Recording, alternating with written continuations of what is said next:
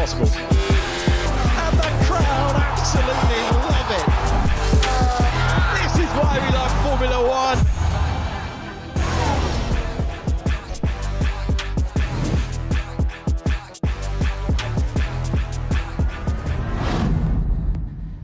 The Hungarian Grand Prix was always going to be a race about strategy, and making history for the second time only, it's McLaren who have taken their fourth consecutive 1-2 finish. It was a race between Lando Norris and Oscar Piastri, but the fight went down to the final lap, the final turn. But it's Lando Norris who takes his fifth win of the season and narrows that championship gap to just 9 points, with Oscar Piastri still leading the driver standings.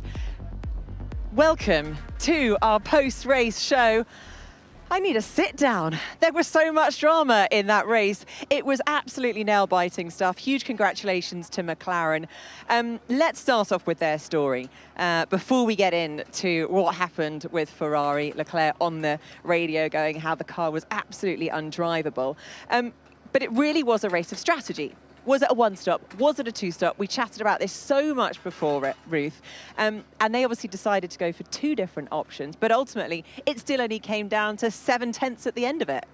Yeah, I mean, you had to bear me for the whole race shouting at the television, go for the one stop to Lando. So I was at least glad that they could listen to me through the TV. Just joking, but it is such a fine margin. When McLaren made that decision, Lando was 4.9 seconds behind his teammate Oscar Piastri. He was 7 seconds behind race leader at the time, Charles Leclerc. So even though they did end up on track very close, you know, you have to say the one stop was faster. You know, when they get back to the office, these are the kind of what ifs teams go back through. You know, Oscar's going to be looking at it and thinking that was the way through Charles as well before the mystery issue, which we're still not sure. And also not the only one stopper out there. Stunning from some of the midfielders. I'm sure we'll talk about it in a bit more Yeah, detail. Absolutely. And also let's just talk about the latter stages. Basically the last couple of laps there where they really were going head to head. Oscar Piastri was not giving up. Tried to pass on turn one, couldn't quite make the move stick. It's tough to overstate how difficult what Lando Norris just pulled off truly is. When you are trying to get a Formula One car around a racetrack at speed without making mistakes on your own, it's a huge challenge. With the kind of pressure that he was under for those last 5 or 6 laps from inside the cockpit, you said he was exhausted. It's not that this is a particularly physical race. He was having to use every bit of his mental capacity to make sure that he did not open that door for Oscar. And look, credit to him. It was a 12-second gap that Oscar just absolutely chewed up, put him under crazy pressure for those last 5 or 6 laps, dealing with traffic. Absolutely sublime drive from Lando. Yeah, it really was absolutely incredible. It was action from lights to flag. Let's relook at how the Hungarian Grand Prix played out. And the Hungarian Grand Prix is underway. Even reaction time, and Lando Norris has got to run. P3 man has got to run on his championship rival. Charles Leclerc is trying to break the toe. Norris won't go for it to the inside, might be compromised. George Russell is up to third. Can he keep it? Yes, he can keep it. Look at that, late on the brakes. Oh, and they nearly made contact. Though we're considering the one stop, it'd be 40 laps on a hard tyre. Keen for it? Yeah, why not? Push a box this lap. I don't really care. Leclerc has got the best chance to try and beat that. The Australian driver trying to dive past Charles Leclerc, who hugs the inside line. He absolutely sails by. That's a penalty. Time it on me. Take it. Piastri shaping for it, going late, locking up, and he avoids his teammate. But did that moment cost him the Grand Prix win? For the 200th time in Formula One, McLaren win. Lando Norris wins the Hungarian Grand Prix by 0.6 of a second. Yes. Mega job, mate. Mega job. Lovely. It was indeed an unbelievably mega job, and I'm delighted to say that joining us now, we have team principal of McLaren, Andrea Stella. Hello. Hello, everyone. Where is your head at? Where is your mindset? How do you reflect on that race? We loved watching it. I can't imagine it was quite so fun from your position. We loved watching it too. That's, you know, we are McLaren Racing. We are here to race. Today there was great racing. It was firm. It was intense. Two cars with pretty much the same pace, going for two different strategies, which were pretty equivalent. And he ended up with some very close racing at the end, and a P1, P2 for McLaren. So a great day, and this is also victory number 200 for McLaren, which makes me very proud, very privileged to be witnessing this today. You talk about the pride you have in this team. You know, this race started, you weren't leading the race. You know, Oscar was P2. Lando fell all the way back to P5. Yeah. You guys managed to use pace and strategy to still pull off a 1-2. Just how proud are you of this whole group and how far you guys have come over the last few seasons? You know, like extremely proud and extremely grateful. Extremely grateful. The talent in the team, the attitude, the mindset, the values, you know, it's just at the top. I couldn't wish for any better. Said that, you know, one element of this team is also that we are never kind of satisfied of where we are. So I look forward to keep growing. I look forward to keep building, because this is the 2025 season. Is looking good. We want to finish well. And actually, like we say internally, the biggest mountain to climb is yet to come. It will be competitive in 26. So there's so much to do, but it's great to do this with the McLaren Formula One team. Andrea, just a quick one. On the final lap, I think you gave a little reminder. The team gave Oscar a little reminder of how we race. Was that just a little bit too close for comfort on lap 69, turn 1 incident?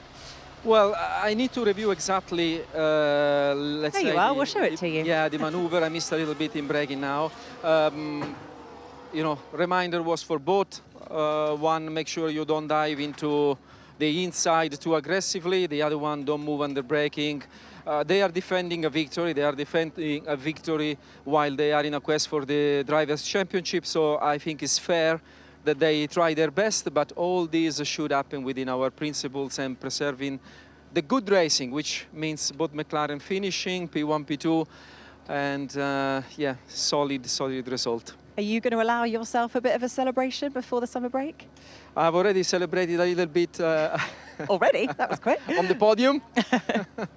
On the podium and cheering everyone, which is a beautiful moment, you know, after a victory, when you go around the garage and you thank everyone. We all need some rest, but we look forward to coming back and continues this streak of results if possible. Lovely. Andrea, thank you so much, and enjoy a couple of weeks off. Switch off. And we will see you in the Netherlands in not that long. Always such a brilliant team principal that really does seem to manage those two drivers to perfection, Ruth, which is not easy when you've got two drivers fighting for a championship title. Yeah, Andrea was my race engineer a long time ago, 12 years ago. I remember in 2014 when we were at Scuderia Ferrari, he was the race engineer for Fernando Alonso. He said, the best problem to have is Toto's problem of having to manage two drivers winning the World Championship. And it is true, isn't it? You know, first off, it cannot be unsaid how great a job they're doing that we're now kind of nitpicking about the one versus the two. But I did think that the one stop was faster by 5 seconds. But never mind, we'll let him have his champagne. What are your thoughts on it? I mean, you know, we saw how well Lando managed those tyres in the second stint. 39 laps he managed it. Well, the thing is, when you think about that sort of strategy debate that no doubt is going to be happening back in the motorhome in this debrief, it's I mean, you said it, it's so easy to sort of play the Monday morning quarterback and say the one stop, you know, makes sense, and obviously won the race. I think if Lando had come out of lap 1 and 3rd, I'm not sure they would have necessarily done that. He was put in a position where the only shot he had was to do it. It did work out for him, but you know, on paper, before the race, a lot of the simulation said the two-stop on an all-clear track is the way to do it. Now, you're never on an all-clear track here, but it's too easy to look back on it and say that wasn't the right move. The guy that was running first did it. The guy that was running second did it. So it's just one of those things. It's not that they gave him the preferred strategy. It ended up being the preferred strategy. That is a very good point. Shall we get a Racing Bulls driver with us? Liam Lawson, I believe, is going to come and join us. He's just actually doing a quick selfie. Come and join us. Congratulations. Another P8 finish. Yeah, a cool race. It's tough here, especially on tyres, but in general, I think our car recently has been very, very good, especially at the end of the stint. So, yeah, very, very happy. Yeah, but you guys look like you had pace immediately this weekend. Both drivers looked really comfortable. Qualifying went well. Was there anything else you guys think you could have done to maybe be a little bit higher up in the race? I qualify better. Yeah. I think that's honestly around here. And when you look at the margins in quali, to be honest, from where we were talking about obviously earlier in the weekend, and we were struggling, like on my side of the garage. And even in quali, my theoretical was nowhere. So we just scraped through and kept basically chipping away through the sessions. And we got there by Q3 when the wind switched and it got tough. But I think had we've got there maybe a bit earlier, we probably could have qualified higher. And because the pace in the race, especially behind the cars we were, was strong. Liam, I think you're being a little bit harsh on yourself there. I said you had to get into Q3 and you got points. Yes. You did deliver. What does it feel like in the car defending from your former teammate, which, by the way, you did very successfully, keeping Max Verstappen behind? He did the 2-stop, you execute the 1-stop, keeping those tyres alive and keeping... He's not a bad driver, is he, behind for all those laps? He just brakes so late.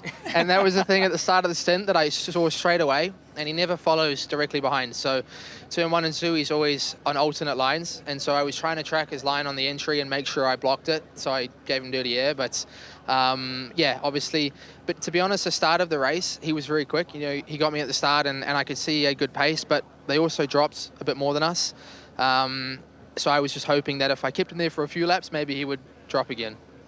Liam, this is obviously sort of the midpoint of the season. How would you reflect on the 14 races that have been so far with Racing Bulls? It's been rocky. Obviously, a tough start to the year. I think in general the speed's been pretty good most of the season. Although the results don't show that, but I think in recent races we've found some things in the car that have made me a lot more comfortable and at least a lot more consistent, and that's what has really been making the difference recently. But for sure, you know, we'll take learnings from these last few races and reflect on things over the break and try and come back just as strong or hopefully stronger. And tell us, where are you jetting off to? Make us all envious. I'm sure you have much better summer holiday plans than I do. California is where I'm Not off West to. Wittering then? I'm actually here though on Tuesday testing. I'm doing more driving on Tuesday, but then we have a nice break. So, but obviously as drivers, when we're not racing, to be honest, we have to train even more. So that'll stay the same. But for sure, I'll be enjoying some time off. Yeah, well, you definitely have deserved it. So, well, good luck for Tuesday. And then enjoy a well-deserved break. It's been great to watch you over the course of this half of the season. Cheers, buddy. Congrats. Yeah, I mean, it's really interesting, isn't it, when you get to this point that you do suddenly have a moment to reflect on how it's gone. And it is nice to leave at this point, bringing home the points over the last few races. So hopefully you can kind of rest easy. Yeah, I mean, the schedule is so flat out this first, I mean, it's over half of the year now, right? We're 14 down, 10 to go. But to have, you know, it does give you that moment to finally kind of reflect. And you heard Liam say it. For him particularly, it's been kind of an up and down, kind of a rocky first part of the season. But having momentum, back-to-back points finishes going into the break, it's always going to be a good feeling. Now, there was a moment, I don't know whether you saw, when Hajar obviously got sort of gravel sprayed up at him and was sort of hoping that his hand is okay. I can tell you from personal experience, this hurts way more than you'd think it would. It's, you know, the car's in front, kick that back. It's getting rocketed off this rear tire. Your hand's exposed. I mean, I've had it happen on an oval at 220 miles an hour, rock ping you in the finger. And even a small rock at 200 miles an hour really hurts. So I felt for him in that one. You don't hear it too often in these cars, but it's a real issue. I bet he's going to have a nice big welt on that one. Ow, not good. He's got some time to rest up, though. Let's talk through the strategy and whether or not those team radio messages played into and affected Charles Leclerc's strategy at Ferrari. Did he get dummied into taking a pit stop? You know, I don't think so. I mean, you have to review it, but it looked like that was Ferrari's intent, you know, from the get-go, like it was McLaren's intent from the get-go to go from the two-stopper. I think it's this mystery issue that, you know, Charles was referencing, because initially the radio sounded like he was not particularly happy with the strategy, but then later on when he expanded on the longest radio message I've ever seen on the broadcast, it sounded more like there was something to do with the car setup. So, you know, the funny thing about modern day racing is now we've got such a tight grid, obviously tightest Q3 ever, that the whole field is spread in less than a second. So it's not that Budapest has changed. You know, it still takes over a second to overtake, but the field that was once spread by 3 seconds a lap, in 2019, Lewis boxed from P2 to try to add a pit stop, and he came out in front of everybody else except his teammate. Now the thing that's pushing these teams to the one stop, the reason why I like the one stop around here is you can't clear cars very fast enough. And the absolute critical car in that whole race was our favourite rookie, Fernando Alonso, who was the only one that was backing up the gap. So I think it's so difficult to see exactly what's going on. But I'm really interested to find out what it was on that Ferrari that cost him so much pace, especially in the last stint, because ultimately that cost him the podium position to George Russell, who did an excellent job, but it did look like it helped. And the point about radios is interesting, right? Because, you know, Leclerc, very cryptic on the radio. You could hear him pausing to think and be like, no, I can't say that. I have to word it like this. And that, you know, that takes capacity away from a driver who's trying to run a Grand Prix. Oscar got told, you know, or got asked, would you like to go to the gap to Lando, or are you trying to cover Leclerc? He said, all I care about is Lando. Then they pit him to cover Leclerc anyway. But when you hear Will Joseph on the radio to Lando, it's, here's the deal. One stopping, Lando or Oscar's catching you this much. We need 2 or 3 more laps, and that's going to be the deal. Cool? Cool. And I just feel like you can sometimes get yourself into trouble trying to be too secretive, trying to be too cryptic.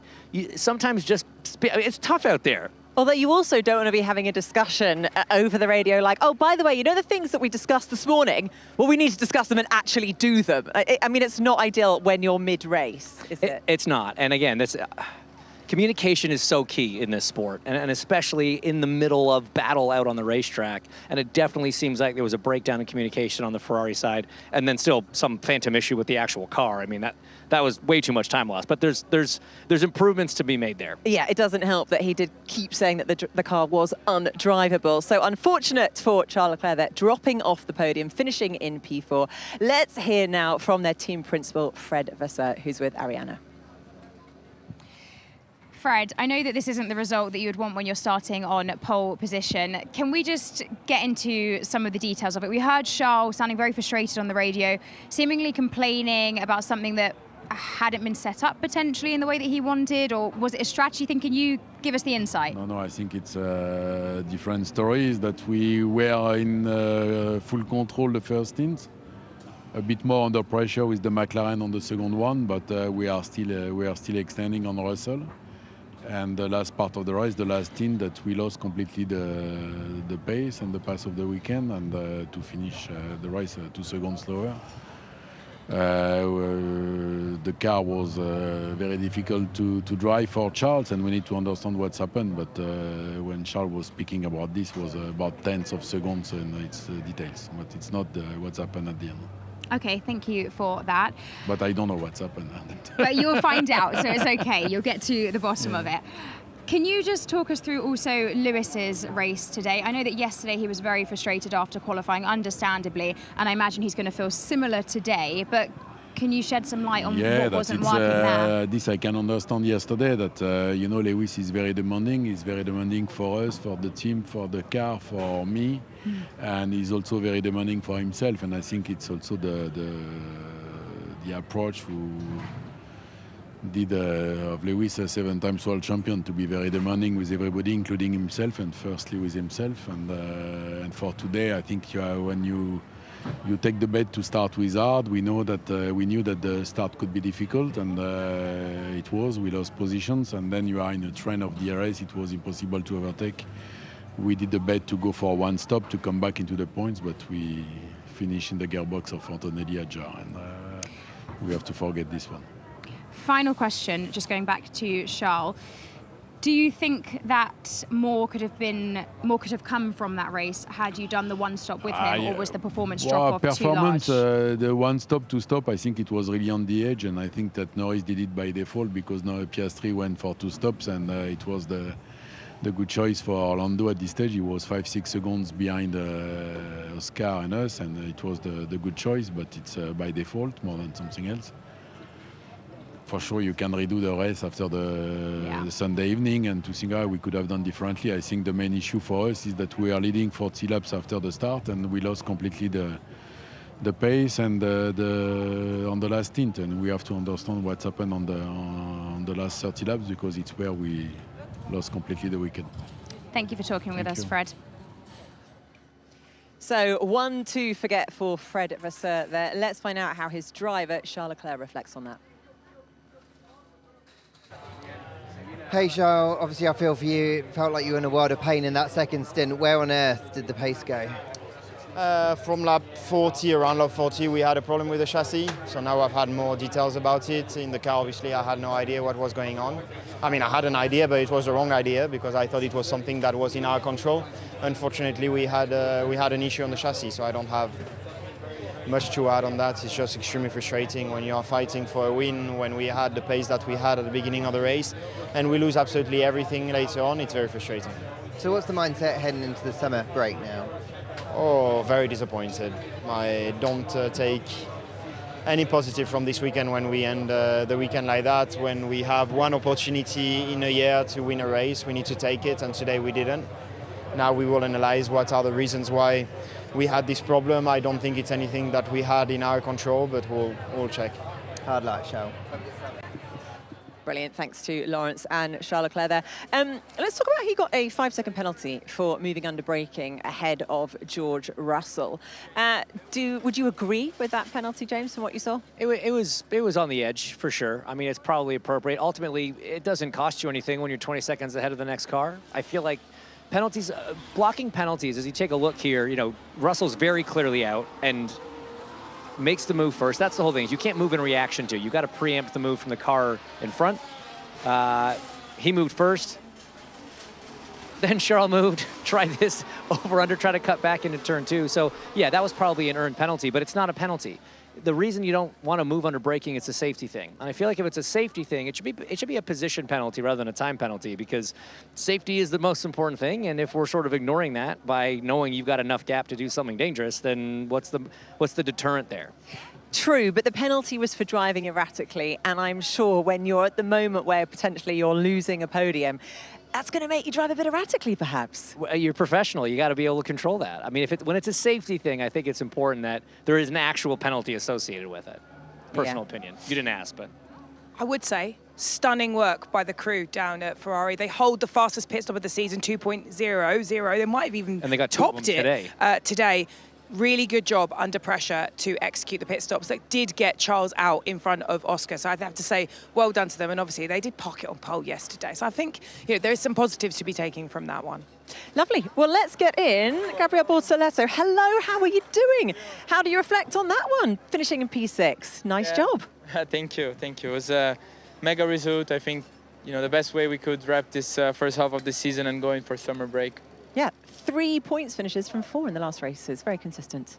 That's good, no? It's a great result. I think, unfortunately, Silverstone, finished the race in the first push lap, let's say.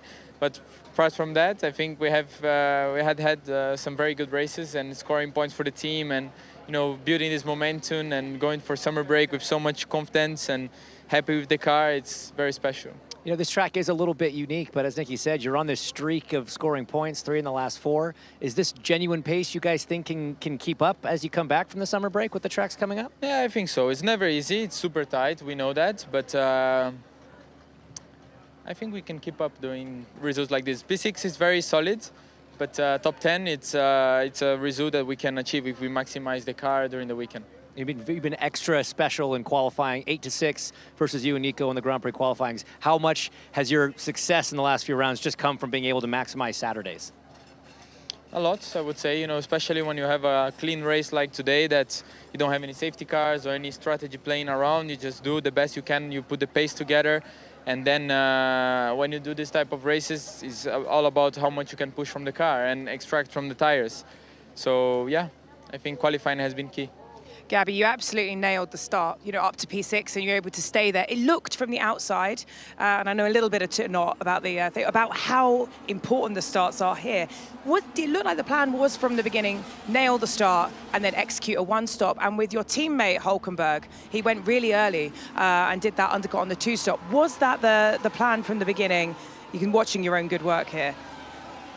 I don't even remember that, to be honest. I just remember I had a good launch and then run outside of Lance in T1, and that's it. But yeah, it's super important. In Hungaroring, I think you cannot overtake so easily. You really need to have a pace advantage that is very superior, and I think getting that position in first lap was key. At one point, you were both under investigation for a jump start. Turns out you were okay, but Hulkenberg did get a penalty for it, don't you? You got a penalty? Yeah. I didn't even know I had an investigation. I mean, you were a bit busy, to be honest. They probably didn't let you know because you had other things going on. Exactly. No jump start for me. No, no, that's good. So you don't know anything more about it. Nah. Okay, all right. Well, thank you so much, and have a nice summer break. What are you doing? Thank you very much. I'm going back to Brazil in 1 week, staying in Europe with my family for 1 week from now on, and then going back home to see all my family in Brazil. Heaven, brilliant. Thank you so much. You guys. Cheers. Now we are going to hear from Fernando Alonso on his best result of the season. Hey Fernando, what a result, especially I know your back speed probably giving you grief. You must be delighted with the performance you delivered today. Yeah, definitely very happy. You know, P5, the best result of the year, and the best result as a team. You know, 16 points before the summer break is. It feels good, and yeah, we were a lot faster than the Sauber, and you know. No, but you know, it was one of those weekends that everything feels all right since free practice, good quali yesterday, good race, good execution today, good tire management. So yeah, nothing more we could ask. So how do you head into the summer break? Because this weekend, from FP1 really, you were in the fight, and that's really unusual compared to the results of the previous weekends. What's the mindset like? Definitely more optimistic, you know, for the second part of the year. We really needed this result. Spa last week, we were at the bottom of the list, and now we are P5 and P7. So we need to learn what is the difference between the two tracks, what we did different to the car, and try to apply those learnings into the next Grand Prix. Great stuff. Have a good summer. Thanks. Brilliant stuff there, and a brilliant points overhaul. It means the team now moves up to 6th. They're just 18 points behind Williams in P5. Remarkable. It really is. I mean, Sauber got themselves up there off the back of that incredible performance from Nico Hulkenberg in Silverstone. But we talked about it in the pre-race.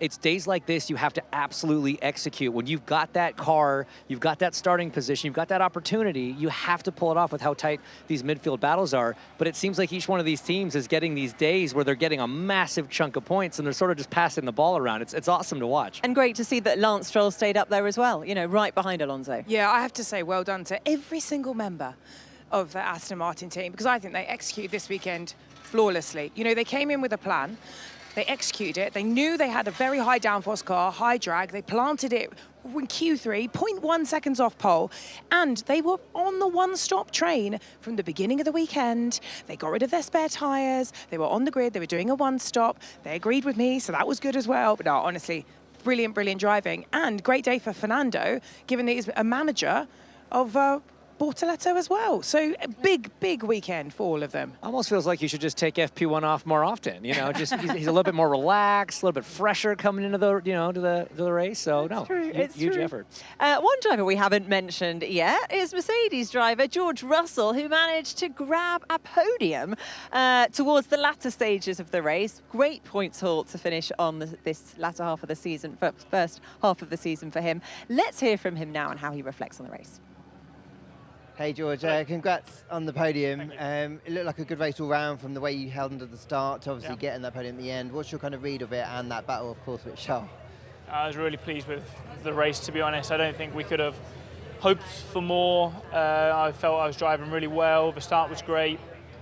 Did my best to sort of fend off Lando at the start to try and help Fernando to get ahead of him and sort of achieve that. But you know, the McLarens were too fast today. They did a great job. And then obviously at the end of the race, it was pretty dicey with Charles. What's the mindset heading into the summer? Because it feels like you've turned a corner by going backwards, but you know what I mean. Yeah, I think, of course, today conditions were favourable for us. You know, it was cloudy. It was only 24 degrees today. Yesterday it was 30 degrees. So we're not going to get carried away with this result. And it was clearly a bit of an odd weekend. You know, Aston Martin were really fast. Verstappen was uncharacteristically out of position as well, so there was a few question marks just generally on this weekend. Great stuff. Thanks, Thank George. you. Yeah, I mean, they did say they made a fair amount of changes after Spa, and clearly it has paid off over the whole weekend. Both of them have been saying that they're really pleased with the pace of the car. And Antonelli, who started on P15, also managed to move up to P10, claiming the final point. Yeah, huge for him. I mean, he needed that confidence boost. I think the changes to the car have really kind of helped him get his mojo from the start of the season back a little bit. But I really like how Russell sort of approached this result. He didn't seem particularly elated in the Park for May interviews. He was pretty kind of muted there. Because he's right. It was a bit of an odd weekend. It was colder than we were expecting it to be, that it usually is here. You did have quite a few cars out of place, both cars that aren't usually in front of him, kind of up there, and cars that are sometimes up there a little bit further back. So I think he knows that, yes, great result. We'll take the trophy, we'll take the points, but it's not like all's rosy, you know, back at Mercedes. They know there's still a lot of work to do to get the pace genuinely where they need to be. So what are they going to be doing in, well, I guess nothing in the shutdown, but before we go to Zandvoort, there's still a couple of weeks. Yes, they're rule followers. They're not going to be doing anything during the shutdown, which, I mean, I don't know if people know this, but you literally have to leave your laptop in the factory, and you can't check emails. It's glorious for everybody that works in Formula One, actually get to see their family and friends. But I think they're going to be doing exactly that, trying to understand the correlation. You know, really good execution of this race weekend. And often that's what championships are built on, is execution when you don't have the fastest car. But yeah, I think it's going to be going back to the drawing board, trying to understand it, because, you know, 2026 isn't just round the corner. And if they don't have the correlation, even in the latter part of this season, even if you say this season's gone in terms of the championship, George, you know, that with that confirmation that Max is not going to be moving to potentially take his seat in Mercedes, I think his eyes are on the prize in terms of 2026, and he wants that team to be ready to take the fight. If you listen to the whisperings, you know, they should have a good package for that year. How would have Ferrari been feeling in the race when they saw George Russell box, taking him out of the way of Lando Norris? I think they probably would have been like, oof, but expected, because Mercedes are racing Ferrari in the championship. And I think they nailed today in terms of that timing of that stop. I think we got it on the pit stop strategy right now on the screen. And you can see the timing of that was absolutely beautiful in terms of a really balanced two-stop race. But what this does show is the one-stopper right here as well. And you can see when we say that the one stop is faster than the two stop, you can see that dashed line of Lando Norris trapped behind George Russell in the first stint after, you know, George did a good start. Lando did not do the best start, dropping down to P5. We've got rid of all the other cars there because we're just talking about the top four for now. And you can see that one stop is basically undercutting all the way. And even though we've got Oscar hunting him down at the end of the race, Lando is able to defend. But then you can see that pace drop-off that we heard Fred talk about, we've referenced it. You can see that red line of Charles Leclerc just going all the way down. But even with that, look at how tough it is to overtake on this track. Round here, on average, you need about 1.3 seconds to pass, which means your two-stopper needs to be at least 10 seconds faster in order for it to come out on top. Classic one versus two stop. Strategist's delight. Doesn't get better than that, does it? Well, and a summer holiday, Nikki. You know what I'm going to throw into the mix now? Red Bull. Because obviously Max took an early pit stop around 17, 18. And then we could hear on the radio them saying, okay, can you do this as a one-stop strategy? And he sort of was like, yeah, okay, maybe, I think I can. He ended up doing a two-stop, but in an interesting moment in the race that they really didn't know which way to go. Yeah, and I think in hindsight, they'll look back at it and go, it was a one. You know, but you can understand why they tried what they did. They were stuck, and that's the weird thing about race strategy, is the right answer isn't always the right answer for everybody. You know, arguably they should have been up there with Fernando and Bortoleto in P5, P6 if they'd done the one stop. If you looked at his pace in free air, he was faster. That's their best chance. But I think they were trying to go for the win or something. They're trying to invent, you know, and it's been a tough weekend for them all round. So we don't know what other limitations, just because, you know, someone's able to make 40 laps competitively. Maybe not a car with chronic understeer. I was just going to say, you got to remember, yes, fine, the one stop makes sense now, but if your car's not handling well, you're sliding around on both ends, you're not going to be able to make the tires last as easily. So for that car, it might not have been the right call. Again, going back to that kind of radio discussion, the cryptics, you know, back and forth with drivers, I really like how GP and Max communicated. Hey, Max, we're now thinking about the one stop. put it in your head, just letting you know. He's like, yeah, it's going to be tough. We're like, yeah, we're monitoring it. We'll keep you posted, but just sort of informational. But again, very direct, not hiding anything. Ultimately, they couldn't do it because I don't think the car had the performance. Yeah, nice, clear communication. There wasn't so much clear communication between Max Verstappen and Lewis Hamilton on track down at turn 4. Let's go to Alex Brundle with a bit of analysis. It was a pretty optimistic one, wasn't it, Nikki, from Max Verstappen? Lap 30 in T4. He's going to head down there behind Lewis Hamilton in what is a really short braking zone. Let's watch them go in. And Max is really nowhere near it here. When you look at the position both cars are on the way into turn 4, which is really just a dab of the brakes, what he would have to do to own the road on the way in is get his front tyre alongside the cockpit. For Lewis Hamilton. So if they then make contact or anything happens later in the corner, it's on Max from this stage onwards. As soon as he's not got far enough down the inside in that short braking zone of T4, there Lewis Hamilton forced to run wide over the outside curbing. Max then continues on the racetrack and retains an advantage, or an advantage he retains for the rest of the stint. Now, it's pretty conservative, I think, from the stewards to nudge this investigation from during the race, when it was noted and investigated, to after the race, potentially because so much of the time an incident like this is dealt with underneath the causing a collision regulations that have a set of penalties. They're now, of course, public with the guidelines that are available. But actually, after he's made the initial error on the inside, Max does pretty well to keep it out of the side of Lewis Hamilton. And Hamilton opens the steering wheel, doing pretty well to avoid Max lunging in on the apex. I think the most likely thing here is that this is going to be dealt with under the forcing a driver off track regulations. That's the bad news for Max Verstappen. I don't see many ways that the stewards are going to allow that move to go unpenalised in some way. The good news is that it falls into the Hinch zone. And much to the distaste of Hinch, it won't cost him a position because Antonelli was 17 seconds behind him at the flag. Lovely stuff. Thank you very much to Alex Brundle there for that analysis. Now, after qualifying, Lewis Hamilton said that he was useless. He said that they should find another driver at Ferrari. Let's see how he reflects on his race. He started from P12 and finished P12. Hey Lewis, I know you've been around this place enough to know how hard it is starting that far back. What was it like for you out there today? Pretty bad. Just how tough was the car? Did you feel like you could make any progress at all? Not really, no. Just stuck where I was. And can you go easy on yourself a little bit? Because I know it's been a tough weekend and you're incredibly tough on yourself. So what's the mindset heading into the summer? Same as it was yesterday. Glad it's over. And looking forward to going away. All right, see you after the summer. Yes. I mean, how should Lewis reflect on that? It's such a difficult time, isn't it? He's so used to fighting at the top. Things are just not coming together with him and the car. I mean, obviously, he was heartbroken yesterday because he saw his teammate put it on pole position. The fact that his teammate couldn't get a podium today, does that almost make it better? I think if Charles had won, it'd be worse. I don't know if him not winning is actually better because, you still want the team to do well. Of course.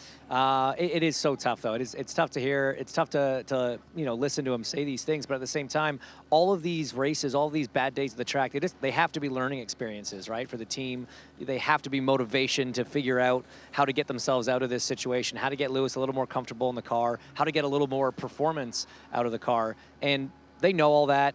Heat of the moment, he's just got out of the car. He's pretty bit up about it, but he's got some time to rest, relax, recharge, all of those things, and hopefully, coming back in Zandvoort, we'll kind of see old Lewis again. Yeah, let's hope that break does make the difference that he needs. Right, now it is time to hear from our 1-2. It is Lando Norris and Oscar Piastri.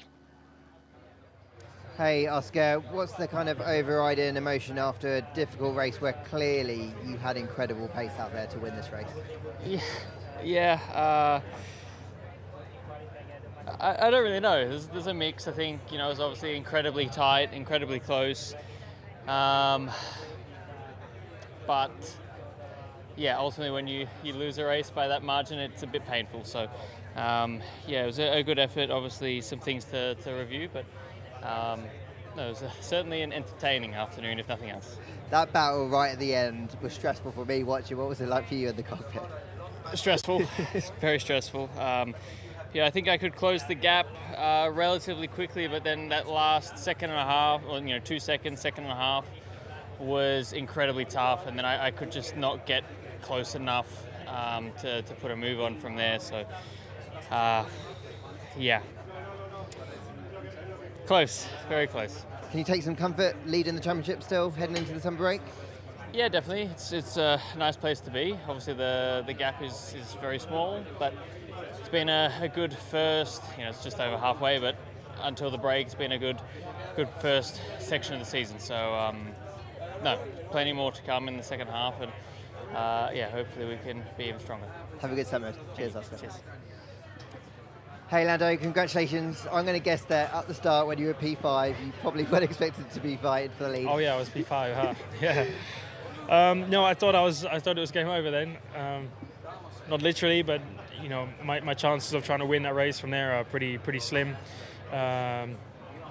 Especially against Oscar. I kind of expected us to be a bit better than the Ferrari over the race. I didn't expect to be from that position much quicker than Oscar. I believe that was a bit quicker, but not that much to still finish ahead. So our only option was to kind of try convert to a 1. Still wasn't expecting it to kind of work out. It was more let's just give it a good shot. Let's commit to that. And my strengths are definitely end of stint pace, longevity of tire, that kind of thing. And today I utilized that to every possible tenth of a second, and it worked out. So I'm happy that we tried something a bit different. We risked a little bit, and it worked out perfectly. So I'm happy with the team. So that's 3 wins in the last 4 heading into the summer break. What's the mindset? I just want a break. Yeah. I need to yeah. Go. I want to go sleep now. Right. To be honest, it's a stressful race. That's a physical track, and when you're like then I was just flat out basically every single lap. So it took a bit out of me, but I need to work on a few more things. I'm not giving myself the best opportunities. I'm not making life as easy for myself as what I would like, and I need to. I'm, just always a little bit on the back foot, just too often. Things have still worked out well, but yeah, tougher rather than easier. And I need to go away and work on a few things and try to come back just that little bit stronger than I am now. Great stuff. Have a good summer. Thank you. Well, with that performance, he has reduced the deficit to our current championship leader, Oscar Piastri, to just 9 points. He does have 2 weeks to catch up on some sleep. And then, of course, we go racing again in less than 4 weeks' time. We will be heading to Zandvoort. What a track. And here is how the weekend schedule is going to line up. Put the dates in your diary, of course. So Thursday, it's our weekend warm-up. Then Friday, we'll be heading into FP1 and FP2. Saturday, FP3 kicks off at 11:15. Then we'll be on air for half an hour before qualifying at 3 o'clock. Sunday, the 31st of August, is when the lights go out the next time for the Formula One Heineken Dutch Grand Prix. We have a pre-race show at 2 o'clock, and then an hour later, lights will go out at 3 o'clock, followed by our post-race show. Cannot wait. Although it will be nice for everyone to have a break first, won't it? Well, I don't. I got to go back and work IndyCar over that time. But you guys enjoy it. I'm sure it'll be awesome. These people will all enjoy it.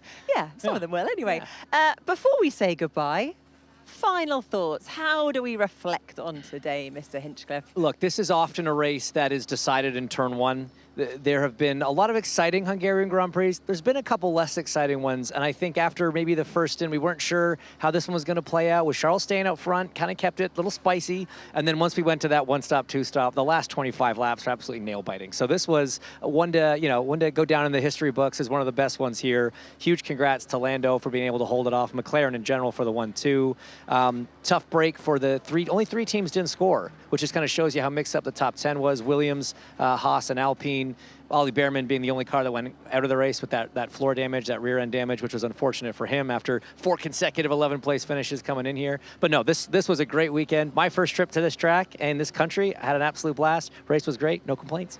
Lovely, lovely stuff. What a great summary there. He is good at his job, isn't he? Well, thank you so much for joining us for all of our coverage here on F1 TV. We've absolutely loved having you along for this journey. 10 races left to go, and there is most definitely a couple of championship battles on our hands. We have loved being here. Brilliant to witness McLaren's first 1-2 finish since last year, but this is where they made history for the second time in McLaren's history. It was only in 1988 that they have had 4 consecutive 1-2 finishes. Thank you so much for joining us, and we will see you in Zandvoort in 4 weeks' time. Next time in Formula One. This is the Dutch Grand Prix. It's a poor start for Lando Norris. Max Verstappen takes the lead. That's a tidy pass. It's just dangerous. A total brawl on the main straight.